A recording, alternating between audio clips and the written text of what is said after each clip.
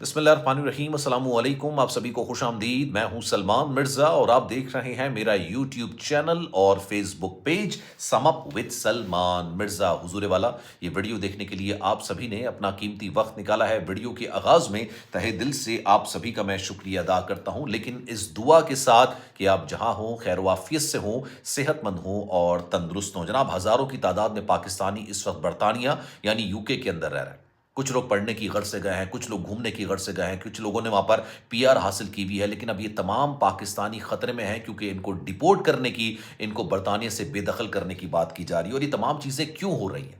Social media پر یہ مہم چل رہی ہے اور یہ مہم ہر گزرتے دن کے ساتھ، ہر گزرتے لمحے کے ساتھ زور پکڑتی جا رہی ہے، اور اس کی سب سے بڑی وجہ کوئی اور نہیں بلکہ 56 پاکستانی ہیں، جس میں ایک خاتون بھی شامل ہیں۔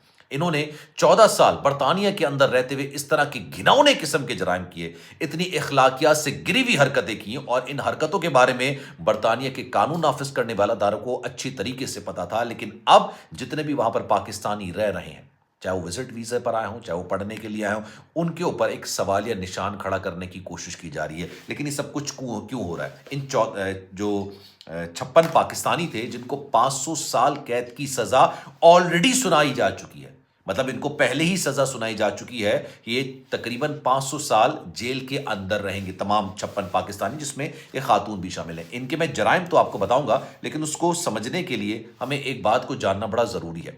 اس وقت پوری دنیا کے اندر ڈیپوٹیشن والا جو معاملہ ہے نا، وہ زور پکڑتا جا رہا ہے۔ آپ کینیڈا کی مثال دیکھیں، کینیڈا کے اندر کتنی بڑی تعداد میں لوگوں کو بے دخل کیا جا رہا ہے۔ جن کے پاس پی آر ہے ان کو بھی کہا جا رہا ہے کہ ہم آپ کو افورڈ نہیں کر سکتے، ٹی آر والوں کو تو پی آر ہی نہیں مل رہی ہے۔ امریکہ کی اگر بات کریں تو ڈونلڈ ٹرمپ نے اپنی انتخابی مہم کے دوران اس بات کا وعدہ کیا تھا کہ وہ ماس ڈیپوٹیشن کریں گے، بڑی تعداد میں لوگوں کو نکالیں گے۔ حالانکہ اس میں پاکستانی اتنا امریکنز کے لیے سردرد نہیں ہے، کیونکہ ان کے لیے سب سے بڑا سردرد میکسیکنز ہیں، جو غیر قانونی طریقے سے دیوار پھلانگ کے، بارڈر پھلانگ کے امریکہ کے اندر داخل ہوتے ہیں اور پھر مختلف قسم کی جرائم کی وارداتیں کرتے ہیں۔ لیکن یہ لہر اور یہ آگ برطانیہ تک کیسے پہنچ گئی؟ بیسیکلی ان 56 پاکستانیوں نے ایسے کیا گناہ کیے ہیں جس کی وجہ سے آج پوری کی پوری جو پاکستانی کمیونٹی ہے نا، ان کو شک کی نگاہوں سے دیکھا جا رہا ہے، بلکہ یہ کہا جا رہا ہے کہ جناب ان کو تو برطانیہ میں رہنے کا حق حاصل نہیں ہے۔ اب انہوں نے ایگزیکٹلی کیا کیا تھا؟ بیسیکلی یہ جو 56 پاکستانی ہے نا، یہ 1990 سے لے کے 2024 تک آپ لگا لیجئے، یہ 34 سال ہو جاتے ہیں۔ انہوں نے 1990 سے لے کے 2024 تک وہاں پر ایک جو کیئر ہاؤسز ہوتے ہیں، آپ یہ کہہ لیجئے کیئر ہومز ہوتے ہیں، جہاں پر یتیم بچوں کو رکھا جاتا ہے، یتیم خانے ہوتے ہیں نا، وہاں پر بچوں کی کفالت کرنا شروع کی۔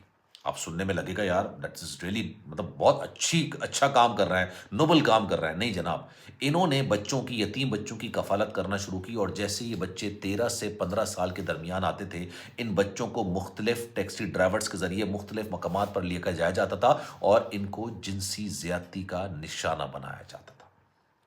1990 سے لے کے 2024 تک یہ انہوں نے یہاں پر وارداتیں کی۔ اب سوال یہ پیدا ہوتا ہے کہ برطانیہ جیسے ملک کے اندر، مطلب برطانیہ ایک ایسا ملک ہے جہاں پر قانون کی عملداری نا بڑی سختی سے کی جاتی ہے، بڑی سختی سے قانون کی عملداری کو یقینی بنایا جاتا ہے۔ ایک ایسے ملک کے اندر ایک غیر ملکی یعنی پاکستانی اس طرح کے کام کر رہے ہوں، ان میں 56 پاکستانی تھے، 4 برٹشرز بھی تھے، ایک پاکستانی خاتون تھی، اور ان کا جو گینگ کا سربراہ تھا نا، وہ سکھ تھا، جنہوں نے ان کو ان کاموں پر راغب کیا، کہا کہ یار یہ کام کرو، یتیم خانے بناؤ، سگے کا لگے گا کہ یار آپ نوبل کام کر رہے ہو، ایک اچھا کام کر رہے ہو، وہاں پر بچوں کو آپ ان کی کفالت کریں، جیسے ہی بچے 13-14 سال کے ہوتے ہیں آپ ان کو مختلف لے جاؤ پر وہاں پہ ان کو استحصال کا نشانہ بنائیے، ان کے ساتھ جنسی زیادتی کیجیے، اور یہ باقاعدہ طور پر سپلائی کیا جاتا تھا آگے۔ انہوں نے پورا ایک بزنس اس طرح کا، اللہ معاف کرے، کھڑا کر دیا تھا۔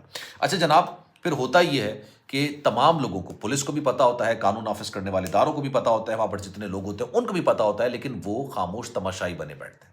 یہ بات رپورٹ کے اندر آئی ہے کہ انہوں نے اس وقت کارروائی اس لیے نہیں کی کیونکہ ان کو یہ ڈر تھا کہ پاکستانی کمیونٹی اور گورا کمیونٹی آمنے سامنے آ جائیں گے، اس لیے انہوں نے اس پر خاص کوئی کارروائی نہیں کی۔ لیکن یہ معاملہ 2011 کے اندر پھر سامنے آتا ہے، اور ایک لڑکی جو ہے وہ اٹھ کے کراؤن پروسیکیوشن کے جج کے سامنے جاتی ہے اور بتاتی ہے کہ جس طریقے سے ہم لوگوں کا استحصال کیا جا رہا ہے، جنسی زیادتی کا نشانہ بنایا جا رہا ہے، پولیس کو ہم کمپلین کرتے ہیں، پولیس کسی قسم کی کوئی کارروائی نہیں کرتی ہے، اس کے بعد پھر کارروائی عمل میں لائے گی۔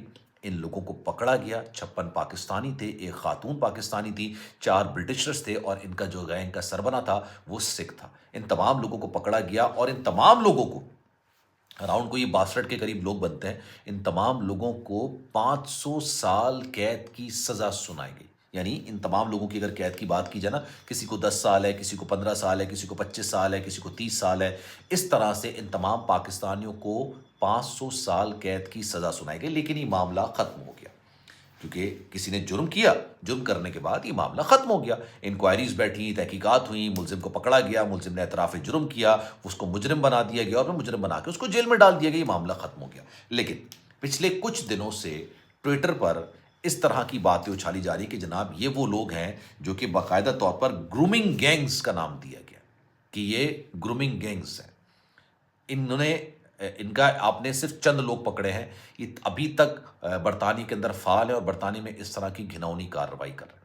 अच्छा, फिर बरतानिया की जो हुकूमत के अहलकार हैं वो भी मंजर आम पर आते हैं, जो वज़ीर हैं उनके भी मंजर आम पर आते हैं, कहते हैं कि जनाब इस मामले को उछालने का कोई हासिल हुसूल नहीं है। उसकी सबसे बड़ी वजह ये है कि एक वारदात हुई, एक जुर्म हुआ, जुर्म होने के बाद उनके मुल्ज़िमान को पकड़ा गया, पकड़ने के बाद उनको सज़ा सुना दी गई। अब उन 56 पाकिस्तानियों की वजह से पूरी पाकिस्तानी कम्युनिटी पर सवाल निशान खड़ा करना, उनको शक की निगाहों से देखना, उनको डिपोर्ट करने की बात करना, उनको बेदखल होने की बात करना, ये सरासर जुल्म है और ज़्यादती है। यानी बरतानिया में जो इस वक्त गवर्नमेंट है वो वहाँ पर पाकिस्तानी कम्युनिटी को सपोर्ट कर रही है इस मामले पर कि नहीं जनाब इनका कोई कसूर नहीं है, क्योंकि गंदे अंडे तो हर जगह पर होते हैं। हर कम्युनिटी के अंदर कुछ लोग ऐसे होते हैं जो पूरी कम्युनिटी का नाम सत्यानाश करके फिरते हैं। भारत की कम्युनिटी के अंदर भी इस तरह के बेतहाशा लोग हैं, पूरी दुनिया के अंदर इस तरह के बेतहाशा लोग हैं जो कि इस तरह। लेकिन अब जो सवाल कर रहा है वो कह रहे हैं कि जनाब ये 1990 से लेके यानी 34 साल तक, 34 साल यार बहुत बहुत एक लंबा पीरियड होता है। मतलब ये 3.5 दहाइयों तक आप पर जो है आपकी आंखों में धूल झोंकते रहे, तो अभी भी ऐसे लोग वहाँ पर मौजूद हैं। इस वजह से इन तमाम पाकिस्तानी कम्युनिटी को बेदखल किया जाए, ये आवाज़ अब सोशल मीडिया पर उठ रही है। और उसकी वजह पता है क्या है? उसकी वजह मैंने आपको बताया कि पूरी दुनिया के अंदर इस वक्त डिपोर्टेशन का मामला हो रहा है। इस वक्त कहीं भी आप ये समझ लीजिए कि अगर आप पीआर लेने जा रहे हैं आपको शदीद मुश्किलात का सामना करना पड़ेगा।